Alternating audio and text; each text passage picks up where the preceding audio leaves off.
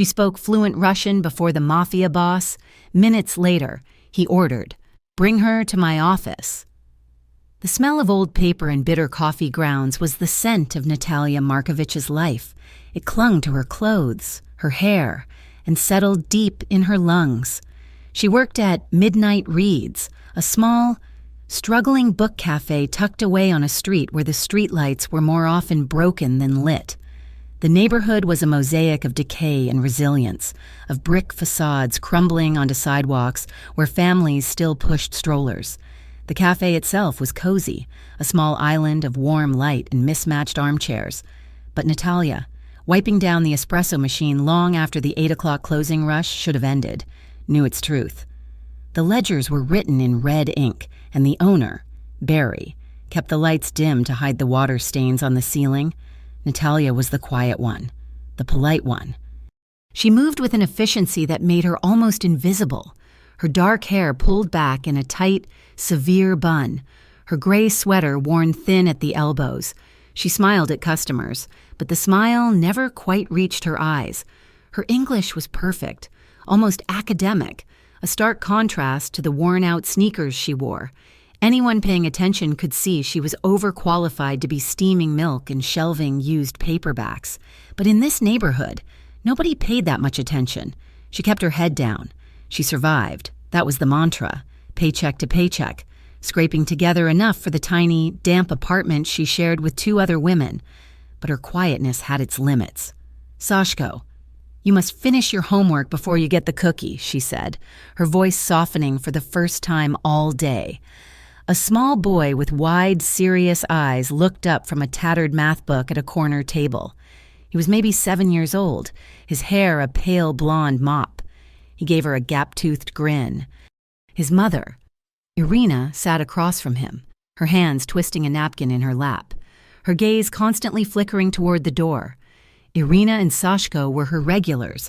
They came in every afternoon at 4, sharing 1 cup of tea and a single pastry between them for 2 hours. They spoke Ukrainian in hushed tones, and Natalia understood the fear radiating from Irina like a cold draft. They were undocumented.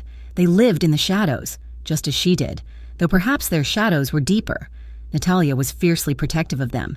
She gave Sashko the day-old cookies for free and always let them slip out the back door if a police car cruised by too slowly. They were part of her small, fragile ecosystem. Tonight, that ecosystem was about to be shattered. "Natalia, thank God you're still here."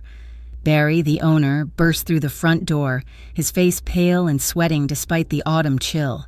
"I need you to stay. Private party. Big tip. They said big tip." Natalia's stomach tightened. She hated the private parties. They meant men who drank too much and looked at her too long. "Barry, my shift ended an hour ago. Please," he begged, not meeting her eye. "These guys, they're not the kind you say no to. They booked the whole place. 9 o'clock until close. I'll give you 50% of the service charge. 50%. That would cover her share of the electricity bill."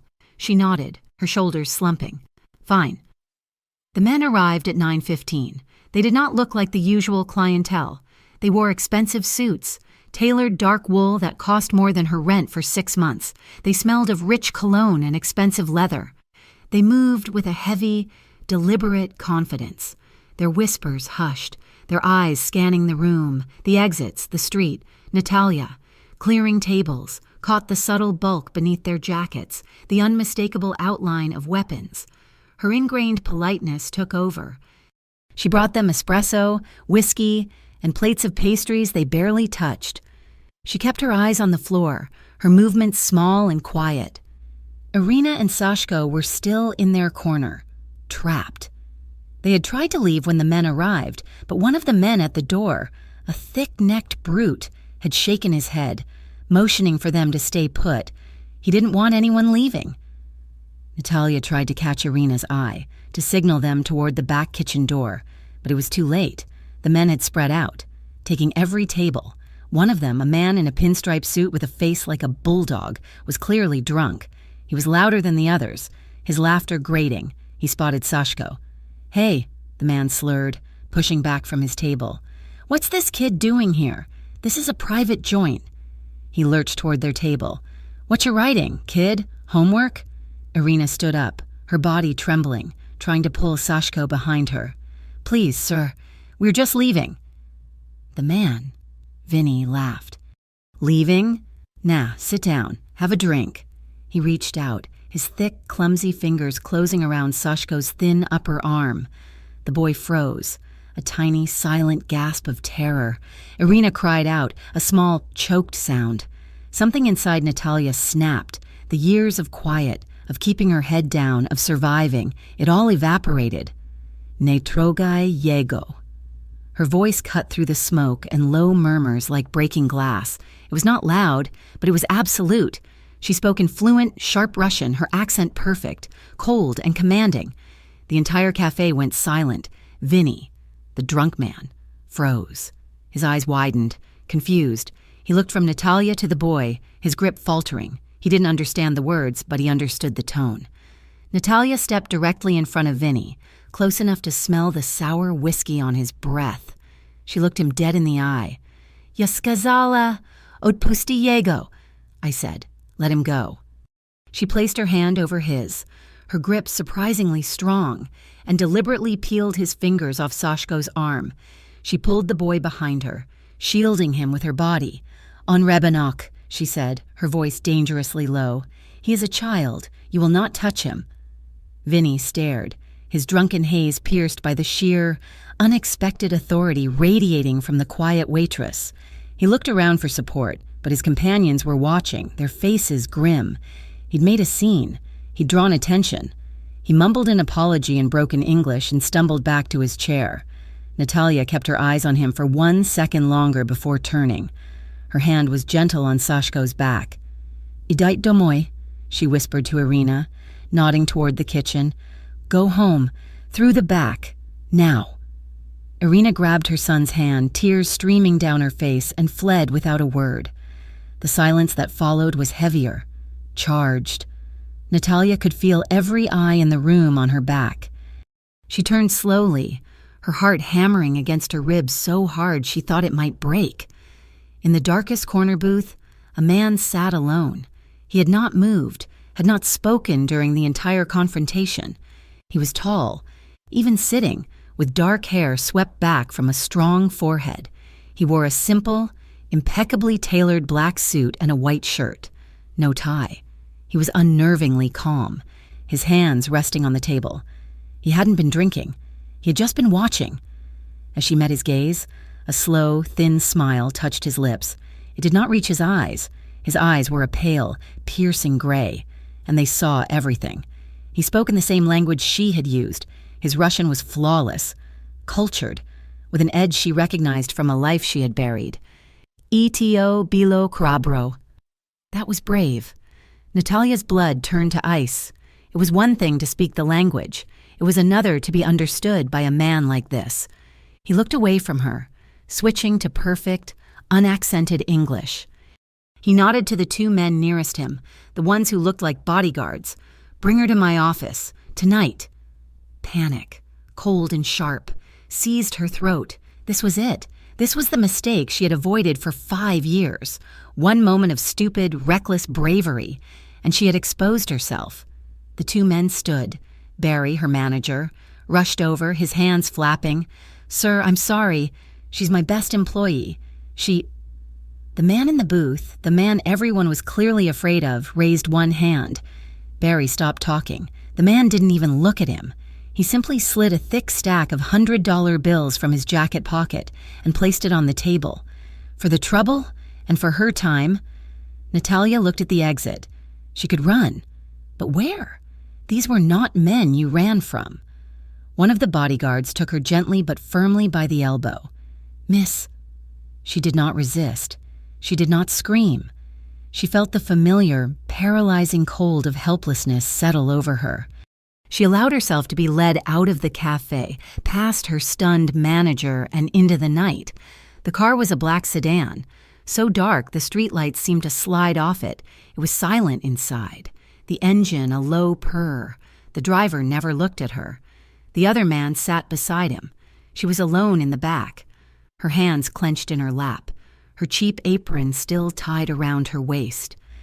They drove out of the decaying neighborhoods, away from the cracked pavement and boarded-up windows, and climbed the hills into the wealthy part of the city. They drove toward the glittering towers of glass and steel that overlooked the harbor. The car glided into a private underground garage. The man opened her door. They entered a silent elevator, all polished chrome and dark wood. He used a key, and the elevator ascended without stopping for what felt like an eternity. They emerged into a penthouse. The space was massive, minimalist, and sterile. The floors were black marble. The furniture was sparse and modern. One entire wall was glass, offering a breathtaking, dizzying view of the city lights spread out below them like a carpet of diamonds. The man led her to a set of large double doors and knocked once. "Vakoti," a voice called. "Come in." The bodyguard opened the door and gestured for her to enter. He did not follow. The door clicked shut behind her, leaving her alone with him.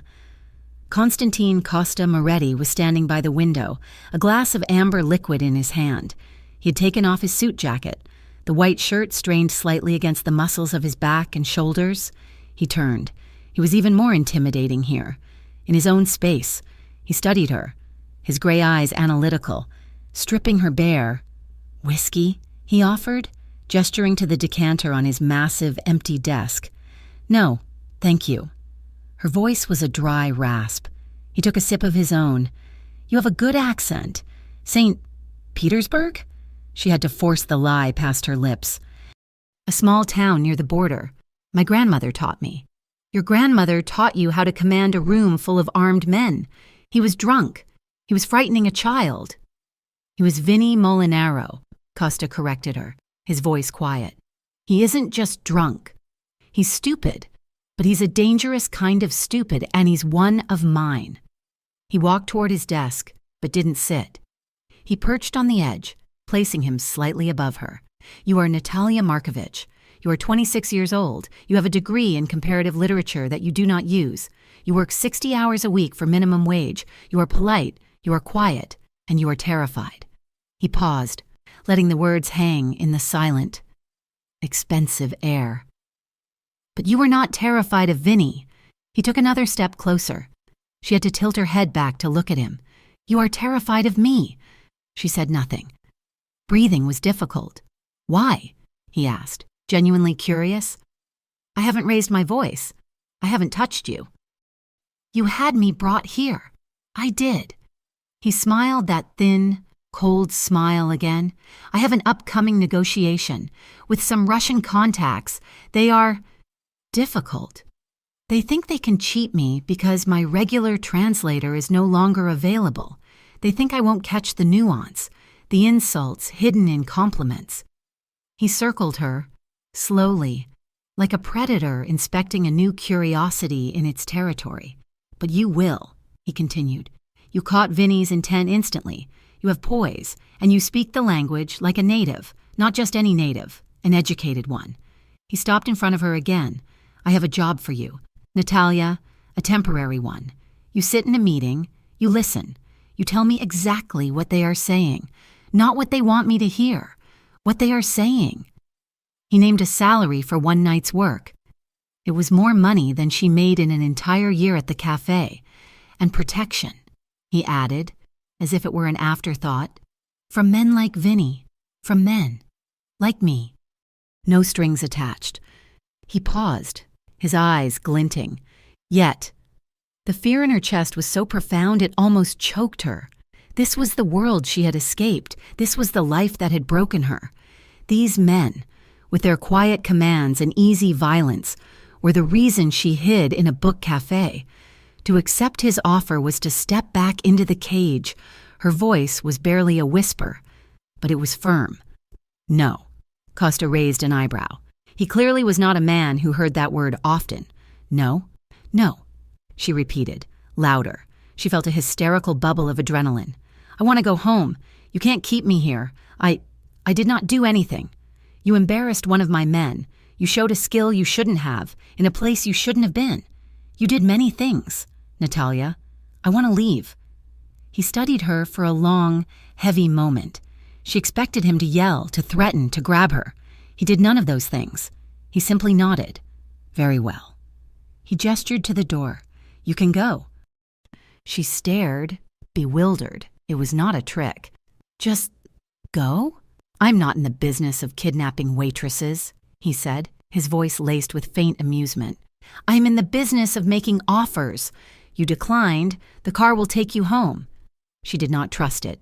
She backed away, her hand on the doorknob. His eyes followed her, but he did not move. She pulled the door open, half expecting the bodyguards to be waiting. The hall was empty. She walked quickly, her sneakers squeaking on the marble. She did not run. She rode the elevator down, her body shaking so hard she had to lean against the wall.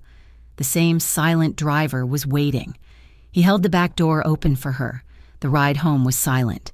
He dropped her at the corner of her street.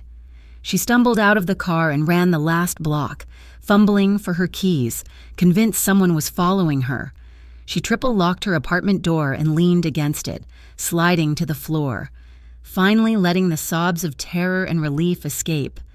She slept for 3 hours, a fitful, nightmare-ridden sleep. The next evening, she went to work. She had to. Rent was due. She walked into the back room of Midnight Reads, her body aching with tension, expecting Barry to fire her. He wasn't there. She opened her locker to put her bag away. A thick, white envelope was sitting on the shelf. Her name, Natalia, was written on the front in elegant, strong, black script. Her hands trembled as she opened it. It was full of cash, $100 bills, thousands of dollars, more than the salary he had offered. Tucked inside the stack was a small, heavy business card. There was no name, just a phone number, and beneath it, 2 words, written in the same confident hand, "You'll change your mind." Natalia did not spend the money. The thick white envelope felt like a brick in her bag, a weight of compromise she refused to accept. She went to work. She mopped the floors, she steamed milk, and she pretended the city had not shifted beneath her feet. She tried to return to normal, but there was no normal. The first time, she thought it was a coincidence. A man in a gray wool coat, standing across the street from her apartment building at 6 in the morning. When she left for her shift, he was still there, reading a newspaper. When she came home 12 hours later, a different man, this one in a dark hoodie, was leaning against the bodega on her corner, smoking. He was there the next day, too. She started taking different routes. She would get off the bus 2 stops early and walk through a crowded market, her heart pounding, her keys clutched between her fingers. But she would still catch a glimpse, a flash of a dark hoodie in the reflection of a shop window, the sound of footsteps just a little too evenly paced behind her. Then, Irina and Sashko vanished. One day, they were at their regular table, Sashko painstakingly drawing a picture of a superhero. The next, they were gone. Natalia waited, her stomach clenching with every chime of the cafe's front bell. 4 o'clock came and went, then 5. By the 3rd day, she knew. She went to their building, a grim tenement 5 blocks away. The super, a wary man with stained overalls, told her he hadn't seen them. Their door was locked. Their mailbox was overflowing. They were gone, swallowed by the city, as if they had never existed. The fear that had been a low hum in her blood ratcheted up to a scream. She knew, with a certainty that made her sick. This was not a coincidence. The final violation happened on a Friday. She came home late, exhausted, her muscles aching from a double shift. She put her key in the lock and the door swung open. It was not locked. She froze. Silence spilled out from the dark apartment. Her first instinct was to run, but she had nowhere to go. She pushed the door open, her hand finding the light switch. The tiny apartment was destroyed, not with violence, but with a cold, methodical precision. The sofa cushions were sliced open. The few books she owned were torn from their spines. Her roommate's meager belongings were tossed across the floor. In her own room, her mattress was slit from end to end, the stuffing pulled out. Her clothes were piled in the center of the room. They had been looking for something. She backed away, stumbling into the kitchen, and she saw it, on the small, chipped Formica table, precisely in the center, sat the white envelope Costa Moretti had given her. It was untouched.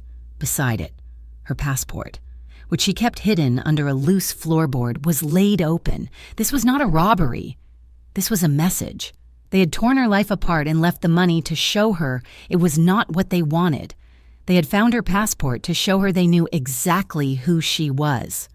Rage, pure and cold, cut through the terror. He had done this. Costa. He had sent his men to follow her, to frighten away Irina, to tear her home apart, all to force her hand.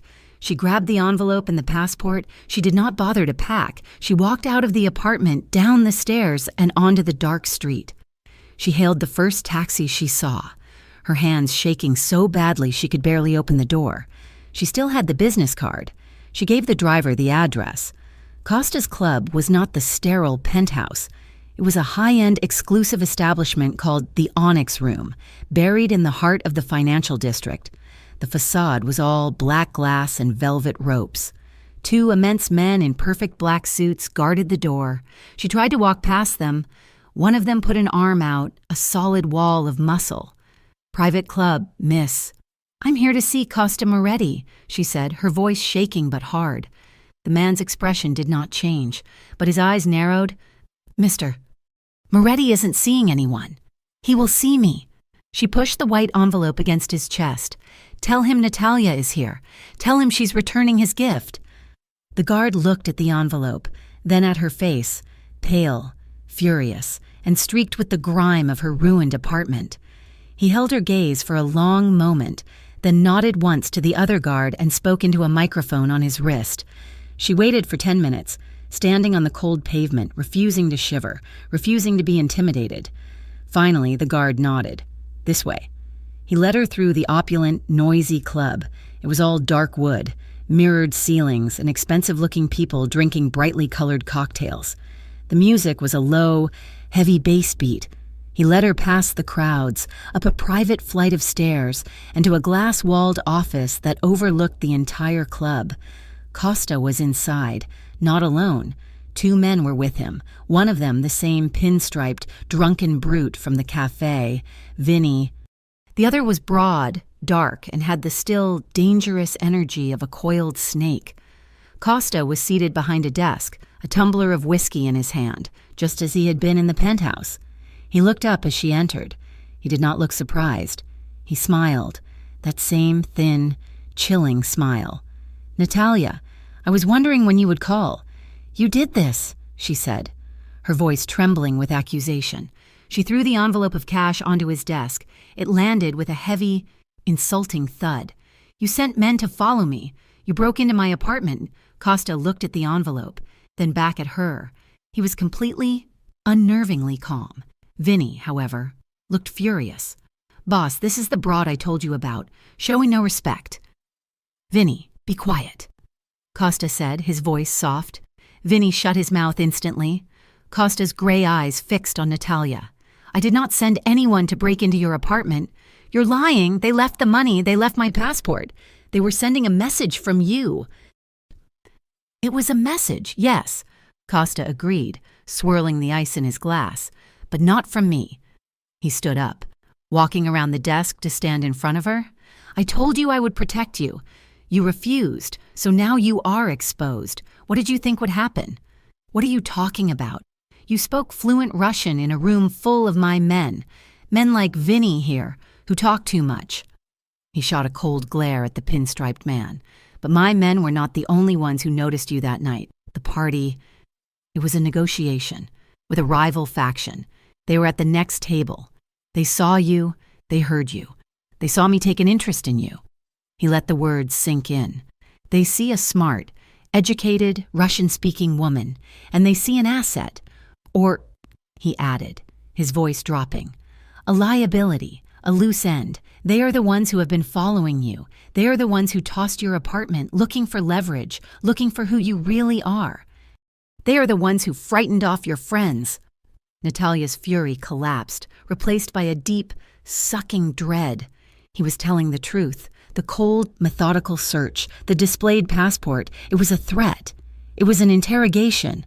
"You are in danger, Natalia," he said, his voice flat. Not because of me, but because someone else noticed you, and right now, you are alone. They know where you live, they know where you work, and they know you have no one." He gestured to the chair opposite his desk. "Sit." She sank into it, her legs weak. "I will offer you the job one more time," he said, returning to his desk.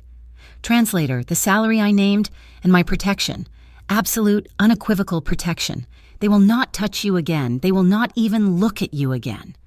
She looked at the money on his desk, then at her passport he had somehow retrieved, which he now slid out of his own jacket pocket and placed next to the cash. "How did you—" "They left it as a trophy. My men are more thorough." He had known. He had let her find the apartment, let her come to him in terror. "You knew," she whispered, horrified. "You let this happen." "I let you see the truth," he corrected her. "I cannot protect a ghost. You had to choose, stay in the light or stay in the shadows where they will find you." She had no choice. She had no home, no friends, no safety. She was a ghost, and the hunters were closing in. "I accept," she said, her voice hollow. Costa nodded once, as if this were the only possible outcome. "But I have terms," she said, finding a last thin strand of defiance. "I will be your translator. That is all. This is a job. You will not harm me. You will not touch me. And when the job is done, when your negotiations are finished, you will let me go. You will give me a new passport, new papers, and I will leave." Costa studied her, his expression unreadable. The broad, quiet man by the wall, the one who hadn't spoken, watched her with open suspicion. "You have my word," Costa said finally. "Marco," he nodded to the suspicious man. "Take Miss Markovich to the estate. Get her a room, and double the guard. Our friends now know she's with me. They might get ambitious." The man. Marco stepped forward. "Boss, with respect. She's a risk. We don't know her." "We know she's smart," Costa said, his eyes still on Natalia. "And we know she's in trouble. That makes her useful, and it makes her mine to protect." The estate was 20 miles outside the city, a fortress of gray stone and black iron gates hidden by a dense forest. It was beautiful, but it was a cage. Marco, Costa's enforcer and most trusted man, regarded her with undisguised contempt. He showed her to a large, sterile guest room and told her not to wander. The inner circle was small.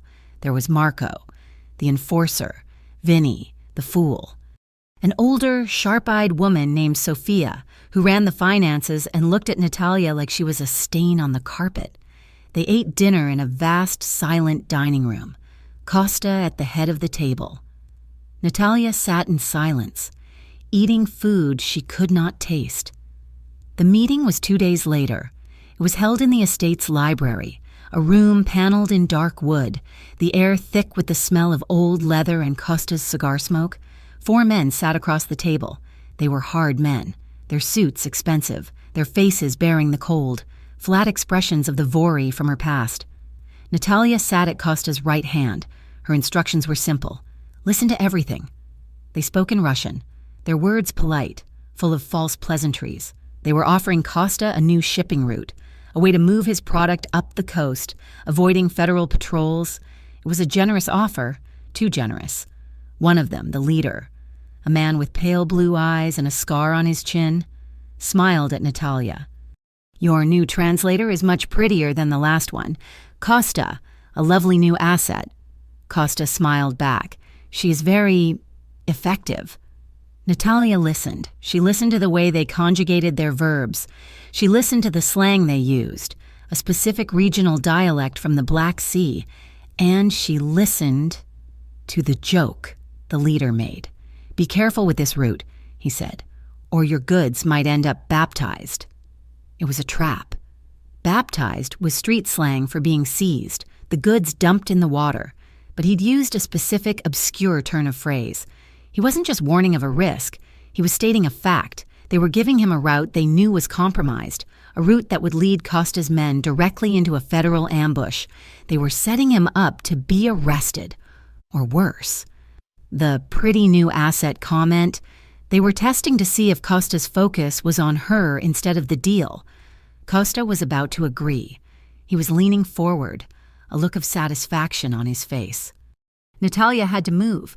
She couldn't speak, not in Russian. She deliberately knocked her glass of water, spilling it across the table, away from the papers. "Prostit," she gasped. "I'm so sorry, As Costa and the others stood back, she grabbed a napkin, under the guise of wiping the desk near Costa. She whispered in English, her voice frantic and low. "It's a trap. The route is a setup for the feds. They called it baptized. They're planning to baptize your men." Costa's body went completely still. His eyes, which had been on the mess, flicked to her. He saw the genuine panic in her face. He saw the certainty. He slowly sat back down. The Russians were watching, their smiles thin and annoyed by the interruption. Costa's entire demeanor changed. The friendly negotiator was gone. He leaned back in his chair and put his hands behind his head, his gray eyes turning to ice. "Gentlemen," he said in English, forcing them to strain for the meaning, "I appreciate the offer, but I think I will decline." The Russian's smiles vanished. "Decline?" the leader asked, his Russian suddenly sharp. "All pleasantries gone? I don't like getting my feet wet," Costa said. "The meeting is over. Marco will show you out." The air in the room dropped 10 degrees. The Russians stood, their faces dark with fury. The trap had failed. They knew. Somehow. He had been warned. Their eyes flicked to Natalia, and she felt a cold dread. They knew. They left, their threats veiled but clear. The library was silent for a full minute after they were gone. Marco stood by the door, his eyes on Natalia, his suspicion now mixed with a grudging respect. Costa poured 2 glasses of brandy from a decanter on the sideboard. He walked over to Natalia, who was still standing, her hands trembling. He handed her one of the glasses. "You did well," he said. It was the first time his voice had held any genuine warmth. He was looking at her differently. He was seeing her. That night, she couldn't sleep. The house was too quiet. She wandered downstairs and found Costa in the great room, standing before a massive fireplace where a low fire crackled. He heard her, turning as she entered. "Can't sleep." "No." She walked closer, drawn to the heat. She was still wearing the clothes she'd been given, a simple silk blouse and dark trousers. But she felt exposed. She took a sip of the brandy he'd left for her on the mantel. He was just watching her. His gaze was intense, analytical. It tracked from her eyes to the nervous way she held the glass, and then, for a split second, to her hairline. She instinctively raised a hand to a spot near her temple, where her hair usually hid the faint, silvery white line, a scar. It was one of many. He spoke, his voice so soft it was almost lost to the fire. "Someone hurt you." It was not a question. It was a statement. Natalia froze. The glass in her hand trembled. All the air left her lungs. The polite, quiet waitress, the sharp translator, both of them dissolved, leaving only the terrified girl who had run from Odessa. She said nothing. She couldn't. Costa didn't press. He didn't ask who, or when, or how. He looked back at the flames, his profile hard and unforgiving in the orange light. He didn't touch her. He didn't move from his spot, though he was very close. She could feel the heat radiating from his body, a solid, dangerous presence next to her. The air between them was tight, charged with everything unsaid. "I don't break women," he said to the fire. "I break men who do." She looked at him then, truly looked at him. He was a monster, a killer, a man who lived in the darkness she had tried so hard to escape. But in that moment, his quiet, brutal promise was the only thing in the world that felt safe. The chemistry was there, simmering beneath the surface, a dangerous, unspoken thing. They were both waiting. She was waiting to see if he was a different kind of monster. And he, she realized, was waiting for her to stop being afraid of him. Her life was no longer measured in coffee cups and closing shifts. It was measured in hushed meetings in Costa's library, in late-night drives in the back of a silent, armored sedan, and in the constant, low-level hum of danger. She was, in effect, working full-time for Constantine Moretti. Her role began as translator, but it bled into something more. She was a shadow at his side, a silent observer, and, increasingly, a barometer for the truth. He kept her with him, and she began to learn the anatomy of his empire. It was a creature of brutal contradictions. On a Tuesday, she sat in a sterile warehouse office overlooking a loading dock, the air smelling of diesel and bleach. She listened as Costa and Marco discussed pharmaceutical logistics. She translated slang for street-level distribution, profit margins of 500%, and territorial disputes that were settled with cold, clinical precision. She felt a chill as Costa, without raising his voice, ordered one of his captains to dissolve the partnership with a crew that had been skimming. She knew dissolve did not mean a handshake, but on Wednesday, she sat in the back of a soup kitchen in her old neighborhood, a kitchen funded entirely by a Moretti Family Foundation charity. She watched Costa hand the startled director a personal check for $50,000, his only comment being that the plumbing looked weak. On Thursday, she found herself in a small legal office, translating for an immigrant family, not unlike Irina and Sashko, who were facing deportation. Costa's lawyer, a man with a shark smile, used a series of obscure legal maneuvers, citing precedents she had never heard of, to tie the case up in bureaucratic knots for at least 3 years. "They get to stay," Costa said to her later, as if it were obvious. You helped them," she said. Still processing the blatant legal manipulation, Costa took a long drag from a thin cigar, the smoke curling around his head. "The law is a tool. Natalia, it's a hammer. You can use it to build a house, or you can use it to break a man's skull. I prefer to do both." She was shocked.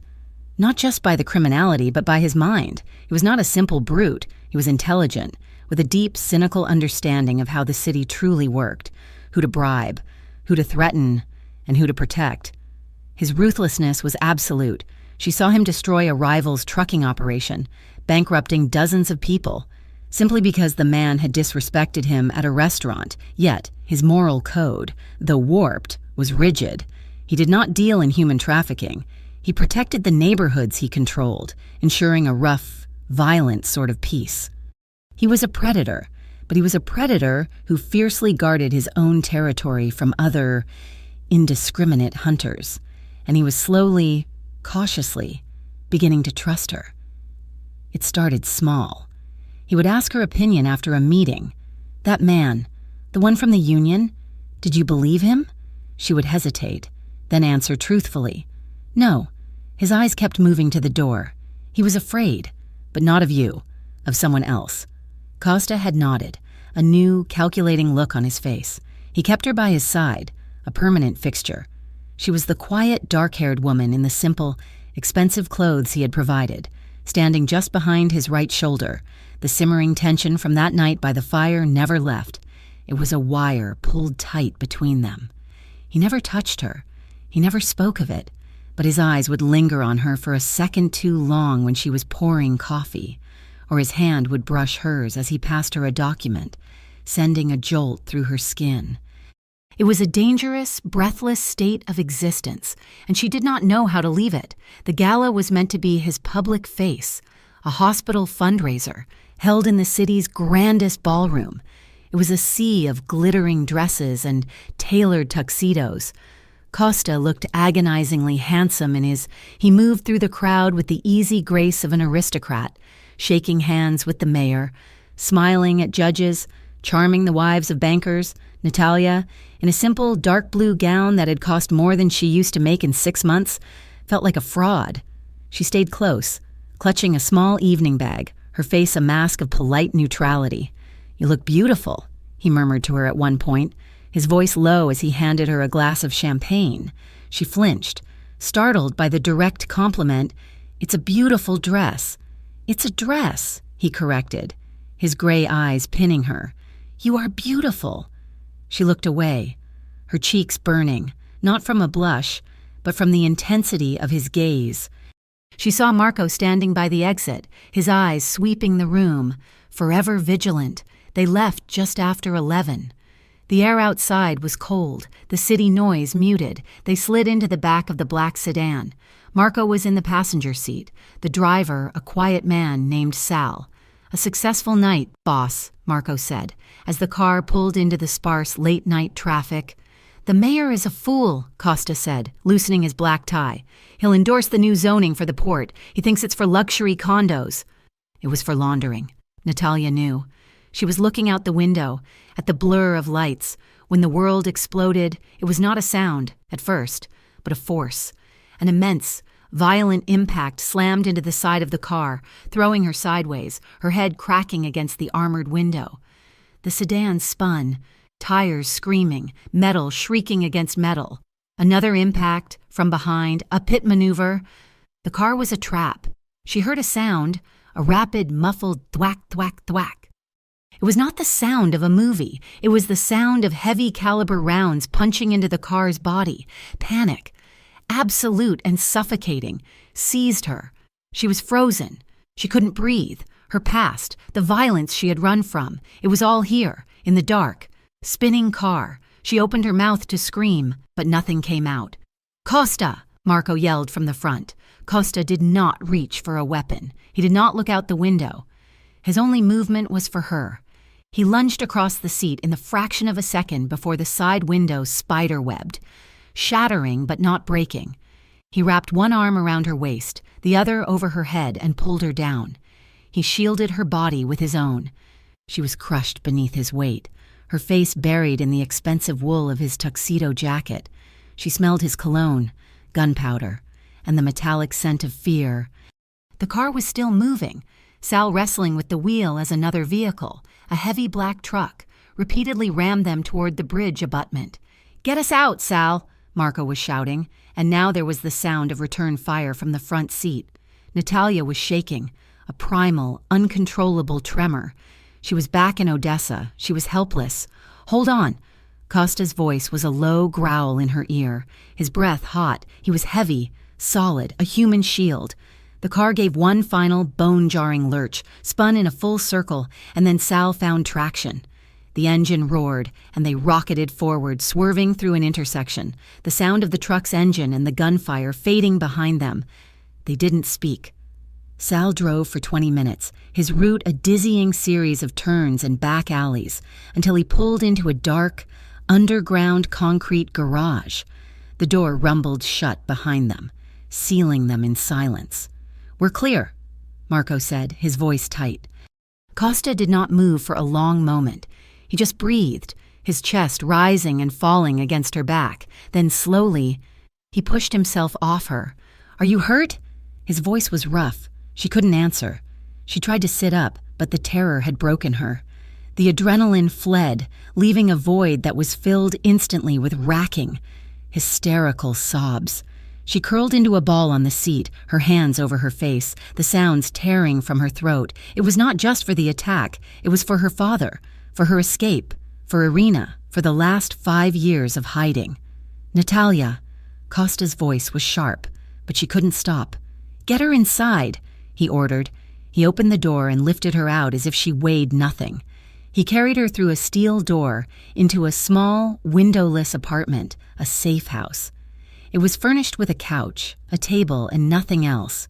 He set her on the couch. "Marco, Sal, get a new car. Sweep the perimeter. Find out who?" Costa commanded. The men vanished. He was alone with her. She was still shaking, her teeth chattering, her breath hitching. He disappeared for a second and returned with a glass of water. He knelt in front of her. "Drink," he said. It was an order. Her hands were trembling too hard to take it. He sighed, a sound of deep frustration, and put the glass down. He did not comfort her with words. He reached out and, with a gentleness that seemed impossible for him, he brushed the hair from her face. His thumb moved to her cheek, wiping away the tears. His touch was rough, his skin calloused, but it was steady. "You're safe," he said, his voice flat. She looked at him, her vision blurry. He was alive. He was here. He had covered her. He saw the tiny fragments of glass glittering in her hair from the shattered window. He began to pick them out, one by one, his movements careful, almost clinical. He took her hands, which were clenched into white-knuckled fists, and uncurled her fingers, holding them firmly in his own. His hands were warm and strong. The simple, grounding touch broke her. She lunged at him. It was not a seduction. It was a desperate, primal need to affirm she was alive. She grabbed the front of his shirt, pulling him toward her, and crashed her mouth against his. It was a clumsy, desperate collision. Her teeth hit his. She kissed him with all the fear and panic and desperate relief that was choking her. For a second, Costa was completely still, shocked by her sudden violence. Then, with a low groan, he responded. His mouth claimed hers. It was not gentle. It was a kiss of possession, of anger, of surviving death. His hand moved from her face, tangling in her hair, holding her head steady as he deepened the kiss. It was raw, and it was passionate, and it was exactly what she needed. She tasted the faint trace of champagne and whiskey on his tongue, felt the scrape of his stubble against her skin. She clung to him, her body still shaking, but for a different reason now. He kissed her like he was staking a claim, branding her, his other arm wrapping around her waist, pulling her tight against his hard chest. The air in the room was electric, the shared trauma igniting the tension that had simmered for weeks. And then, just as suddenly, he stopped. He gripped her shoulders and pushed her back, not roughly but with an undeniable finality. She stared at him, bewildered, her lips swollen, her breath coming in gasps. His own breathing was heavy. His gray eyes were dark, almost black, with a desire that terrified and thrilled her. His knuckles were white where he gripped her. "Not when you're scared," he said, his voice a harsh rasp. He stood up, turning his back to her, and ran a hand through his hair. He was putting a wall back up, one she had just shattered. He had wanted her. She knew that, but he had refused to take her when she was vulnerable. He had refused to be the monster she expected. They sat in the sterile safe house for the rest of the night, not speaking. He took the single chair. She stayed on the couch, watching him. The gray morning light finally filtered through the garage door. The adrenaline was gone, leaving only exhaustion and a strange, terrible clarity. He had saved her, and he had respected her. He had earned the truth. "My father?" she said, her voice sounding loud in the concrete room. Costa turned, his expression wary. "My father was a fixer," she said, the words spilling out, dry and emotionless. "For the Bratva in Odessa, the Russian Mafia. He wasn't important, but he was useful." She stared at her hands as she spoke. "When I was 19, they made an alliance with another family. Part of the deal was me, an arranged marriage to the boss's son, a man who liked to hurt things. I refused." She looked up, meeting his eyes. "My father, he enforced the agreement, or he tried." She touched the faint scar at her temple. "When they realized I was too broken to be a good wife, they smuggled me here. Damaged goods. I ran from their handlers in New York. I've been running ever since." Costa listened. He did not move. His face was carved from stone, his expression utterly unreadable, but a muscle in his jaw jumped. Once. He was silent for a full minute after she finished. The only sound was the hum of a distant ventilation fan. He walked over to her. He did not kneel this time. He stood over her, a dark, imposing shadow. He looked down at her, and his gray eyes were filled with a cold, controlled fury that was more terrifying than any shouting. He spoke, his voice quiet, but it was an oath. "They'll never touch you again." He turned away from her and pulled out his phone. She watched him, a new kind of fear dawning. She'd been afraid of the men from her past. Now, she was afraid for them. "Marco," he said into the phone, "double the security, on her, always. I want 2 men on her, eyes on, 24 hours a day." He paused, then continued, "And get me everything we have on the Odessa Bratva, everyone tied to the Volkov family. I want names, I want holdings, I want to know where they sleep." He hung up. He started making more calls. He was a general, preparing for war, and Natalia Markovich, the quiet waitress, realized she had just given him the map. War was not declared with trumpets. It was declared in quiet phone calls, in encrypted messages, and in the sudden, violent silence of Costa's enemies after that day in the safe house. Natalia's world shrank to the size of the estate, but the ripples of Costa's promise spread across continents.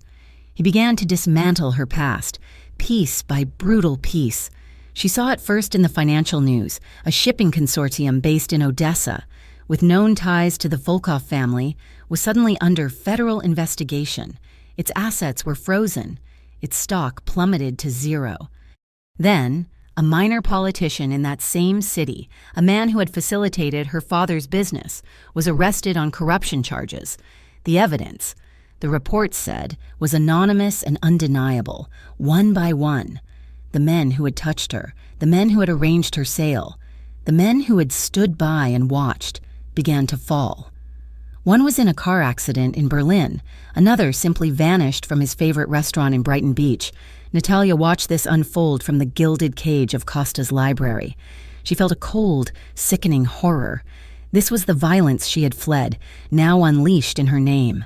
She saw the ruthlessness she had only glimpsed before, now laid bare. He was a monster, efficient and absolute, but a deeper, more complicated emotion warred with the horror. She was stunned by his devotion. No one had ever protected her. No one had ever valued her enough to stand between her and the world. Costa was not just standing there. He was burning the world down for her. She was terrified of what he was doing, and, in a secret, trembling part of her heart, she was undone by why he was doing it. Costa himself was unchanged. He took his calls, read his reports, and sat across from her at dinner, asking if she liked the food. He never spoke of the men he was destroying. He simply continued his work, a silent, methodical campaign of eradication. But his war had a cost. His focus was diverted, his resources stretched, and in any empire, there are always rats in the shadows. Marco was the first to sense it. He became a ghost, his paranoia a palpable static in the house. He vetted the staff again, checked the security feeds, and argued with Costa in low, urgent tones. "You're exposed, boss," Marco insisted, his voice tight. "This war? It's personal. It's making you sloppy. They know you have a weakness." "She is not a weakness." Costa's voice was deadly quiet. "She is a priority. Find the leak." The leak was Vinnie Molinaro. Resentful of Natalia's influence, humiliated from their first encounter at the cafe, and deep in gambling debt. He was an easy target. A single call from a Volkov representative was all it took. He didn't know much, but he knew who cleaned the guest wing. He knew the housekeeper, a young woman with a family back home, was vulnerable. A little money for Vinny, a significant threat to the housekeeper's family, and the betrayal was set. It happened on a Tuesday afternoon. Costa was downtown, locked in a meeting with his lawyers. Marco was at the gate, supervising a new security installation. Natalia was in her room, reading. The housekeeper she had come to trust, the one who always smiled and brought her tea, knocked gently. "Miss Natalia, I brought you some chamomile? You seem so tired." Natalia smiled, taking the cup. "Thank you. Maria, that's very kind." She drank it. The tea was warm, sweetened with honey. She felt a wave of gratitude for the small, normal kindness. The book in her lap blurred, the room tilted, the edges of her vision softening. A profound, heavy weariness pulled her down. She thought, vaguely, that she was just exhausted. She managed to stand, to make it to the bed, before a black, chemical fog enveloped her. She woke to the smell of rust and damp concrete. Her head was pounding, her mouth thick and dry. She was on a cold, filthy mattress. The room was dark, lit only by a single bare bulb hanging from a high ceiling. Water dripped somewhere in the distance. She was not in the estate. She was not safe. "Ah, Spiashchaya Krasavica," the sleeping beauty. A man stepped out of the shadows. He was tall, impeccably dressed in a European suit. His blonde hair slicked back. His face was handsome, but his eyes were the color of ice. She knew him.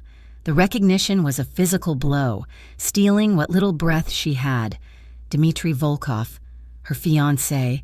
"You have caused me so much trouble, Natalia," he said, circling the mattress. He spoke in Russian, his voice a smooth, cultured baritone that made her skin crawl. "My father is inconvenienced. Our associates are disappearing, all because my property decided to run." "I am not your property," she whispered, her voice a dry rasp. Dmitri laughed, a short, sharp sound. You were given to me. My father paid your father a great deal for you. You are a disobedient, broken thing, but you are still mine." He crouched in front of her. He was too close. He reached out, his gloved hand tracing the scar at her temple. She flinched, pulling away, but there was nowhere to go. "He tried to fix you," Dmitri mused. "My future father-in-law, a clumsy man. He should have just killed you." He stood up, smoothing his suit. "But this is a fortunate turn. This pazzo. This Italian pig you found. He cares for you. He's tearing down my family's work for you, which means you are now the perfect bait." He smiled. "He will come for you, and when he does, he will die. And then I will take you home. We will have the wedding. After all, I will enjoy teaching you your place." The sound came from outside the room, not a knock, not a shout.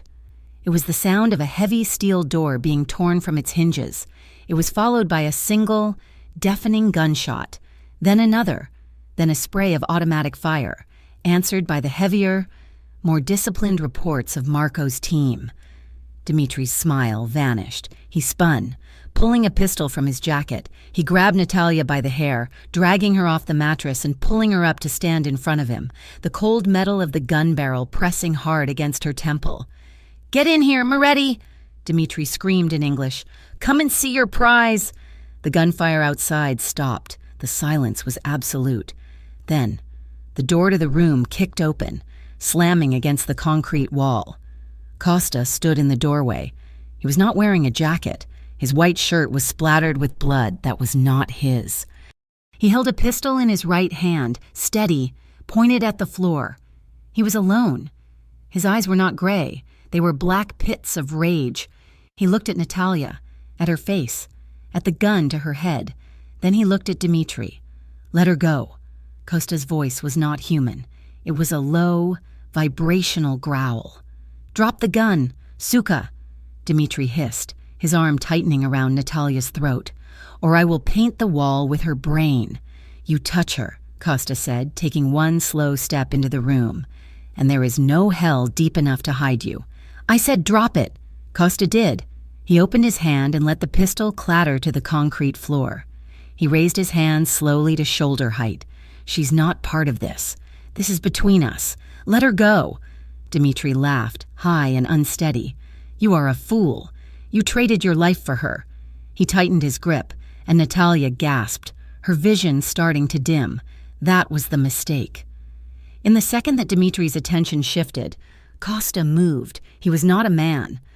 He was a predator. He closed the 10-foot distance in 2 bounds. He did not go for the gun. He struck Dmitri's wrist with the blade of his hand, a sharp, brutal crack of bone. The pistol flew from Dmitri's numb fingers at the same time. Costa's other arm wrapped around Natalia's waist, pulling her out of the way, spinning her behind him as he slammed his own body into Dmitri's. It was not a fight, it was an execution. Costa's hands, the hands that had gently brushed glass from her hair, the hands that had held hers in the safe house, closed around Dmitri's throat. He lifted the taller man off his feet and slammed him against the concrete wall. Dmitri's feet kicked uselessly. He clawed at Costa's wrists, his eyes wide and bulging with terror. "You don't touch her," Costa snarled, each word punctuated by another sickening impact as he slammed Dmitri's head against the wall. Natalia was on the floor, gasping for air, watching in frozen, abject horror. This was the man who had promised to break the men who hurt her. He was keeping his promise. He held Dmitri there until the kicking stopped, until the man's hands fell to his sides. He held him for 10 seconds after that. Then he let him drop. Dmitri Volkov crumpled to the floor like a puppet with its strings cut, his neck at an unnatural angle. Costa stood over the body, his chest heaving. He was covered in sweat, his shirt torn. He did not look at the man he had just killed. He turned to Natalia. She saw the monster, blood spattered and breathing hard, and she saw the man who had come through a building of gunfire for her. He took a step. Natalia. The room spun. The face of the man who had saved her blurred with the face of the man who had just killed. The concrete floor rushed up to meet her. She collapsed into the darkness. She woke up in a bed she did not recognize. The sheets were clean, high-thread count linen. The room was vast, minimalist, and one entire wall was a window overlooking the city lights, the penthouse. She was clean. She was in a simple silk nightgown. There was a glass of water on the nightstand. Costa was sitting in a low armchair in the corner of the room, near the window. He was not sleeping. He was just watching her. He was clean, too. He wore a simple black t-shirt and dark pants. His hands were resting on his knees. He looked exhausted, but his eyes were sharp. "You're safe," he said. His voice was raw. She sat up, the sheet pooling in her lap. She was not afraid of him, not anymore. She was just tired. "How long?" "A full day. You were in shock." She looked at him, the man who had killed for her, the man who had sat a vigil in her room for 24 hours. "Dimitri said I was property." Costa's jaw tightened, but he said nothing. "He said I was his. My father said I was his. All my life. I have been someone's property." She met his intense gaze. "I can't do this. Costa, I can't be this. This prize. I can't live in your beautiful cage, waiting for the next person to come and claim me. I can't do this unless I feel free." He was silent for a long time. He just looked at her, and she had no idea what he was thinking. Finally. He stood up and walked to a desk in the corner. He opened a drawer. He pulled out 2 items and walked back to her bed. He placed them on the nightstand next to the water. One was a set of keys.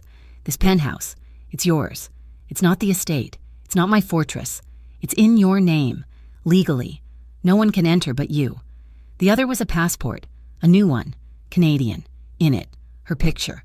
The name was one she did not recognize. "It's real," he said. "Good for 10 years. There is an account tied to it with enough money to go anywhere, to be anyone. You can walk out that door right now, and no one will stop you. Not me, not my men. You are free." She looked at the keys. She looked at the passport. Her freedom, everything she had ever wanted, handed to her by the most dangerous man she had ever met. She looked up at him. He stood there, vulnerable, waiting. He had just given her the only weapon that could truly destroy him, the choice to leave. She did not pick up the passport. She did not pick up the keys. She held out her hand. After a moment's hesitation, he took it. His fingers were warm, his grip sure. She pulled him gently, urging him to sit on the edge of the bed. He did, his body tense, as if he were afraid to break her. "You're wrong," she whispered, his brow furrowed. "About what?" "You're not a monster. You're just mine." She leaned in, and this time, there was no fear. There was no desperation. There was only choice. She kissed him, slowly, softly. It was a kiss of gratitude, of understanding, of acceptance. He shuddered, a deep tremor running through him. He did not kiss her back, not at first. He just let her kiss him. His eyes closed. Then his hand came up, not to her hair, but to her face. His thumb traced the line of her jaw. His touch reverent. He kissed her back. A slow, deep kiss that held all the unspoken words, all the violence, all the protection. "Natalia." He breathed against her lips, his voice thick. She drew back, just enough to look at him.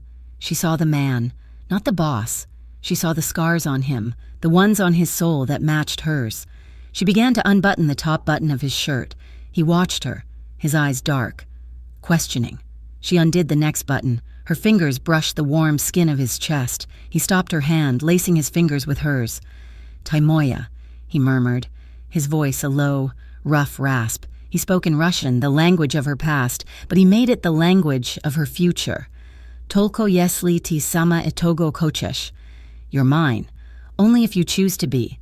She looked him in the eye, her choice absolute, made in the face of all the violence and all the devotion. She brought his hand to her lips, kissing his knuckles, the ones that had saved her. "I choose you," she answered. Constantine Moretti had changed, and the city knew it. The whispers started in the back rooms of social clubs and spread to the street corners. The boss had gone soft. He was spending his nights in the penthouse, not at his clubs. He was seen with a woman, a quiet, dark-haired shadow who never left his side. He was consolidating, yes, but he was also cleaning. He'd shut down 2 of his oldest rackets, operations he deemed too dirty, and was pouring money into legitimate real estate. His rivals, the old guard who saw tradition as power, smelled blood in the water.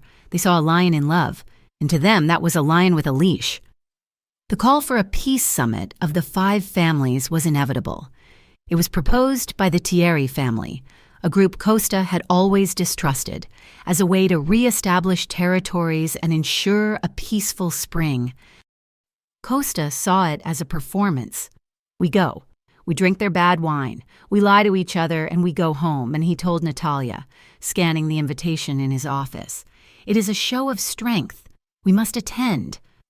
You don't trust them, she said. It was not a question. I trust no one but you and Marco, he said, tossing the heavy cardstock invitation onto his desk. But to refuse is to admit the rumors are true, that I am weak, that I am afraid. The summit was scheduled for 3 weeks out. The preparations were meticulous. Marco quadrupled the security reviews, sweeping the chosen location, a neutral hotel ballroom, for any possible threat. Natalia, meanwhile, had become the gatekeeper to Costa's life. She reviewed his correspondence, his financial reports, his logistical manifests. She had a mind for patterns, a skill honed by years of surviving in the shadows. It was late, a week before the summit, when she found it. Costa was asleep. She was in his office, reviewing a stack of shipping reports from a new import-export business he was building. He had glanced at them earlier and dismissed them. Just customs forms, Moya Zvezda, nothing. But something bothered her. A manifest for a shipment of Italian olive oil. The container numbers were listed, followed by their weight, but one container's numbers were off. It was a sequence, not a random assignment. She looked closer, her blood running cold. It was not a shipping code. It was a date and a time. She cross-referenced it with other manifests from the Thierry-controlled ports, more codes, coordinates, a list of inspectors. It was a coded message, hidden in the mundane, detailing a full-scale betrayal. The list of inspectors was a hit team. The date and time were not for the olive oil shipment. They were for the summit. They were planning to walk in, under the flag of peace, and execute Costa and his entire inner circle. She ran to the bedroom. Costa was awake instantly. The predator in him surfacing before his eyes were fully open. What is it? She spread the papers on the bed. It's the summit. It's a trap. Look. Her finger traced the coded numbers. The Thierry family. They're working with the Gallows. They're bringing a team. They plan to kill you all. Costa studied the documents, his face hardening into a mask of cold fury. He saw it. She was right. He was silent for a full minute. I'll cancel, he said, his voice flat. No, Natalia said, surprising them both. He looked at her. They plan to murder me. And you say no? If you cancel, she said, her voice shaking but firm, you prove you are weak. You prove the rumors are true. They will just find another way, a bloodier way. You will be hunted. So what do you suggest, Natalia? He asked, his voice dangerously soft. That I walk in and let them shoot me? You said it yourself. You have to show strength, so show them. They want a war? You give them one. But you give it to them on your terms. He hesitated. For the first time, she saw true conflict in him. To cancel was weakness. To go was suicide. He was trapped. She gripped his arm, her fingers digging into his skin. Listen to me. You are the smartest man in this city. You are the strongest. But this pride, this need to show them you are not afraid, it will kill you.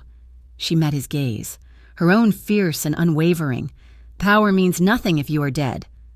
His expression shifted. The hesitation vanished, replaced by the cold. calculating focus she had seen in the safe house, the focus she had seen in the warehouse where Dmitri died. He trusted her. Completely. He kissed her, hard and brief. "You are right." He picked up his phone. "Marco, wake everyone. The summit is happening. Tonight." He did not cancel. He called the summit early. The message went out to the families at 4 a.m. An emergency, a security breach at the hotel. The summit was moved. The new location was an abandoned cathedral on the industrial side of the river, a massive, crumbling stone structure that Costa's family had owned for 50 years. It was a trap. The families arrived just before dawn, their cars gliding into the fog-shrouded courtyard. They were furious at the change, but they came. To refuse Costa's emergency summons would be a sign of their own weakness. The heads of the 5 families and their top enforcers met in the cavernous nave, the air cold and smelling of damp stone and candle wax. Costa stood at the altar, Natalia at his side. Marco was by the main door, his eyes dark. Costa's men were not visible. They were in the choir loft, on the scaffolding in the dome, hidden in the confessionals. "My apologies for the dramatic change in venue," Costa began, his voice echoing in the vast space. "But I received a credible threat. It seems someone has a problem with peace." The Thierry and Gallo bosses exchanged a nervous, predatory glance. They thought he was making an excuse. They thought he was scared. "Perhaps the threat is from within." "Costa," Thierry said, his voice oily. He reached inside his jacket. "You're right," Costa said. "It is." That was the signal. Marco slammed the heavy oak doors shut, the boom echoing like a cannon shot. The Thierry and Gallo men pulled their weapons, but Costa's men opened fire first. The cathedral erupted in a deafening roar of gunfire. It was not a chaotic firefight. It was a precise, brutal, one-sided extermination. Gunfire rained down from the choir loft. Men who had been praying for Costa's death were met with a divine, violent judgment. Costa did not move from the altar. He pushed Natalia behind him, shielding her as he drew his own weapon and fired 2 calm, measured shots, ending the Gallo boss's life. It was over in less than 90 seconds. The Thierry and Gallo families were eliminated. The other 2 family bosses, who had cowered behind the pews, were pale and shaking. Costa had consolidated his power in one bloody morning, but the victory was not clean. As the smoke cleared, Costa looked to the door. "Marco?" Marco was slumped against the wall, his hand pressed to his chest. He had taken 3 rounds meant for the men by the door. "Boss," Marco choked out, a bloody smile on his face. "Told you. They were sloppy." He slid to the floor. Costa rushed to him, but it was too late. His most loyal man, his oldest friend, was gone. Natalia felt a cold sickness. The violence was overwhelming. She backed away from the altar, stumbling toward a side exit, needing air. She pushed open a small door and found herself on a side street. Just as the sun was beginning to rise, a woman was walking her child to a bus stop. They were laughing. One of the Thierry gunmen, who had only been wounded, burst from the same door behind Natalia. He saw her, saw Costa's woman. He raised his pistol. Natalia saw the gun. But she also saw the child, not 10 feet away, frozen in terror, directly in the line of fire. She did not think. She ran, not away from the gun, but toward the child. She shoved the little girl and her mother to the pavement, covering the child with her own body. She heard the gun fire, the sound flat and ugly in the morning air. She heard a bullet sing past her ear, striking the brick wall just where her head had been. Before the gunman could fire again, a shot from the doorway ended him. Costa stood there, his gun smoking, his face a mask of absolute, unadulterated terror. He looked at the bodies in the church, at Marco, and now at Natalia, who was trembling on the ground, shielding a screaming stranger. The aftermath was silent. Costa sat in his penthouse office, the sun now high, the city moving below as if the world had not just been remade. Natalia was sitting on the sofa, a blanket around her shoulders. She had a long, shallow graze on her upper arm where the bullet had nearly found her. Costa looked at his hands, the hands that had just ordered the deaths of a dozen men. "I'm done," he said, his voice hollow. She looked up. "Done? This The game. He gestured to the city. I consolidated power. I am the king. And for what? Marco is dead. You were almost shot, saving a child because of a war I started. He stood and walked to the window, staring down. I wanted to clean things up, but you can't. You can't clean blood. You can only paint over it. I'm done painting. He turned to her, his eyes clear and resolved. I want something new, something legal, something clean, something that doesn't put you in the line of fire. Natalia knew he meant it. She saw the exhaustion in him, the cost of the crown. She had helped him win his war. Now, she would help him find his peace. She stood and walked to him, taking his hand. Then we burn it. Burn it? You can't just walk away. Costa, they won't let you. But you have something they want, something everyone wants. She thought of her past, of the men who had hurt her, the men he had destroyed. The Volkov family, the Russians. You cut off the head, but the body is still moving. They're traffickers. They move women, Costa, like they tried to move me. His hand tightened on hers. You have all the data from your war, she continued, her voice gaining strength.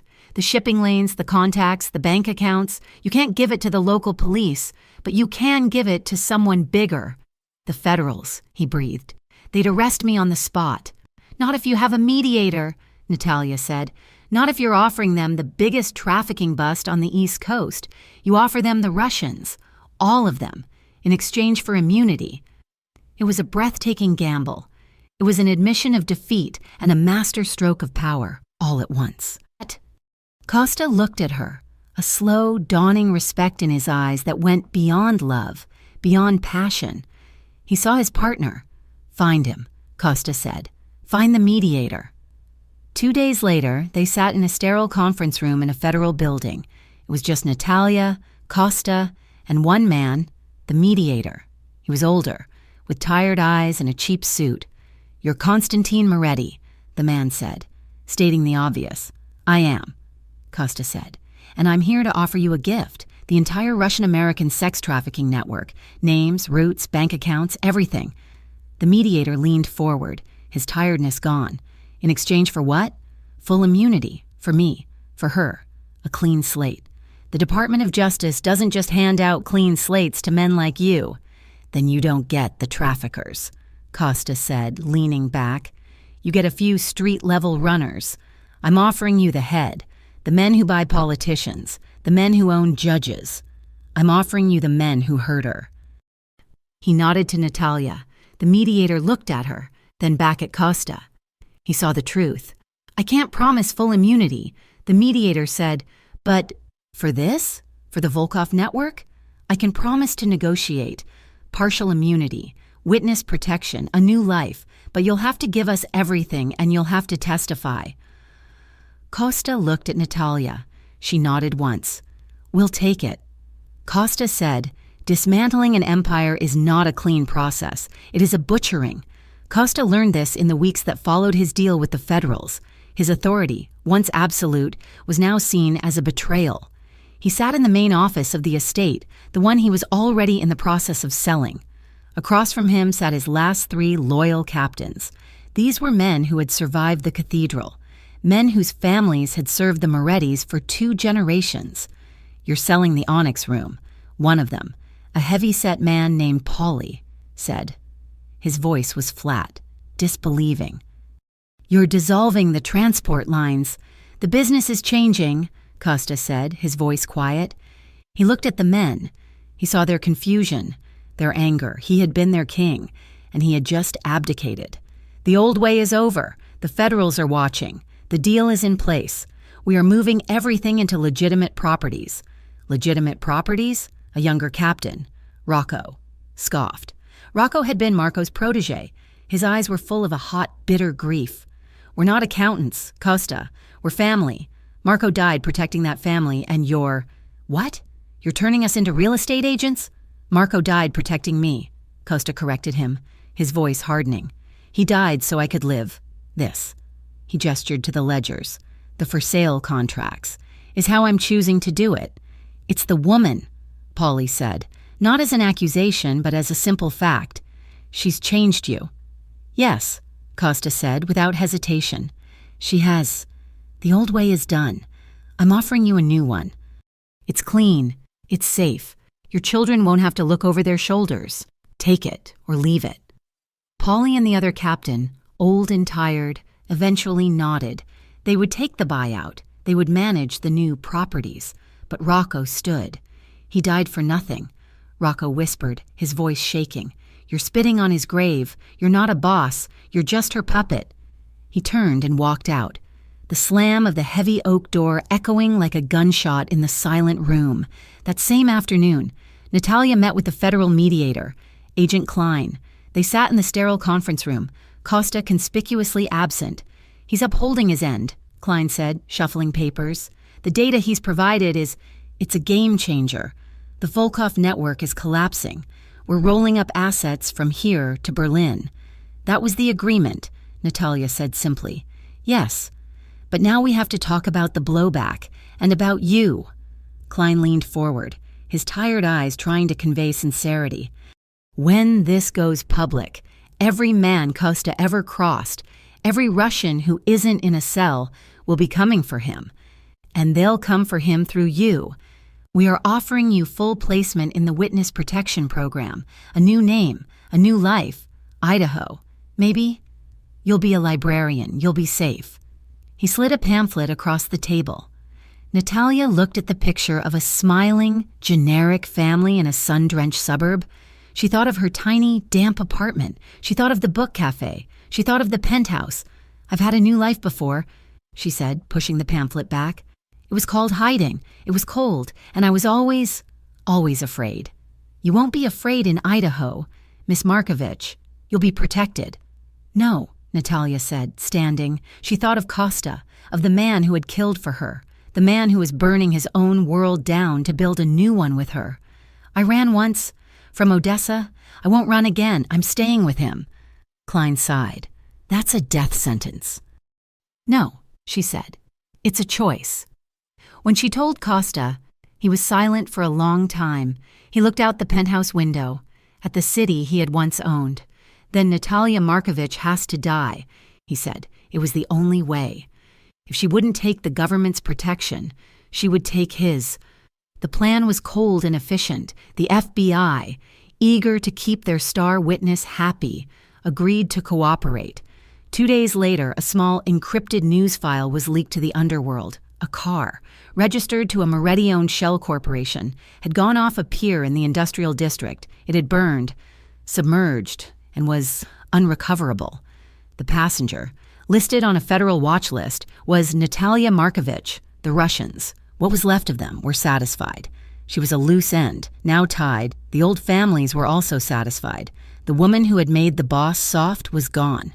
A week later, the second bomb dropped. Footage taken from a secure federal facility was released. It showed Constantine Moretti, clean-shaven in a simple gray shirt, sitting at a table. He was calmly, methodically handing over ledgers, data drives, and photographs to federal agents. He was talking. He was naming names. He was, in the undeniable language of their world, a rat. The betrayal was public, absolute, and final. He was a dead man, walking. There was only one loose end left. Peace was a strange, hollow feeling. Costa had sold the estate. He had sold the penthouse.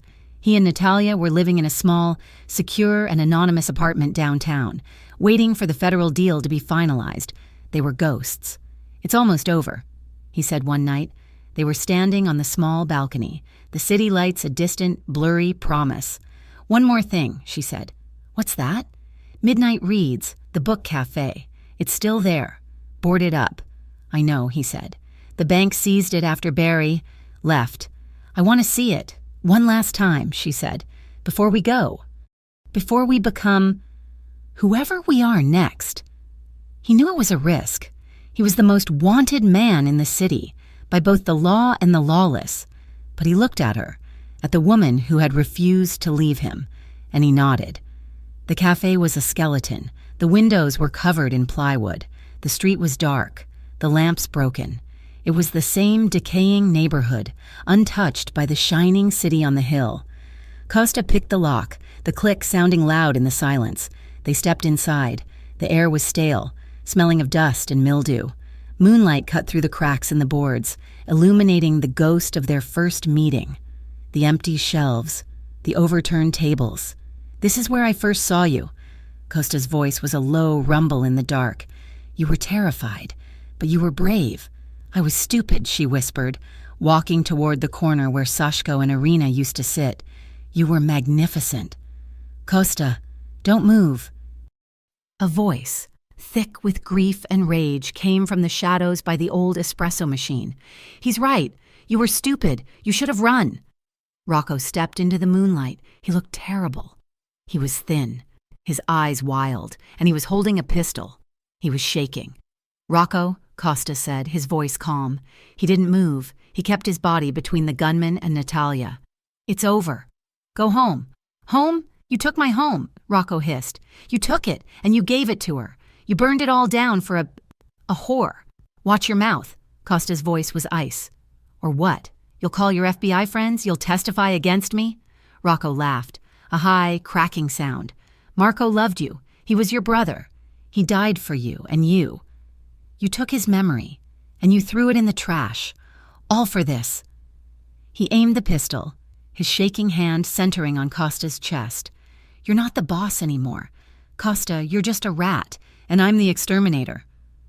Costa was unarmed. He had given up his weapons as part of the deal. He was a dead man. "You're right," Natalia said. Her voice cut through the tension. It was sharp, clear and cold. Rocco's head snapped toward her. His hatred was so profound, his eyes narrowed. You did this. Which? You took him from us. He's not your boss," Natalia continued, taking a small step to the side, away from Costa. Her eyes were locked on Rocco's. "He's not your brother. He's a man. Marco didn't die for this. This game. He died so Costa could live. He died for a choice." "Shut up," Rocco screamed, his gun wavering, moving from Costa to her. He was unraveling. He had no choice. "You took it. And you are going to undo it?" she pressed, her voice rising, filling the small, dead space. "You're going to be the one to finish the job that the Thierrys couldn't? You'll kill the last man Marco saved? Is that how you honor him?" Rocco was breathing hard, his knuckles white. He was lost. He was looking at her, his face a mask of confusion and fury. He had forgotten Costa. It was only a second. It was all Costa needed. Costa moved. There was no sound. There was only a blur of motion in the dark. He closed the 10-foot gap, his hand clamping onto Rocco's wrist, forcing the gun toward the ceiling. A single shot exploded, the flash and sound deafening, filling the cafe with the smell of gunpowder. Plaster rained down from the ceiling. It was not a fight. It was a dismantling. Costa, the man who had given up his empire, was still Costa. He broke Rocco's wrist. He took the gun. He slammed the younger man against the wall, the impact knocking the breath from his lungs. Rocco slid to the floor, gasping, defeated, holding his ruined hand.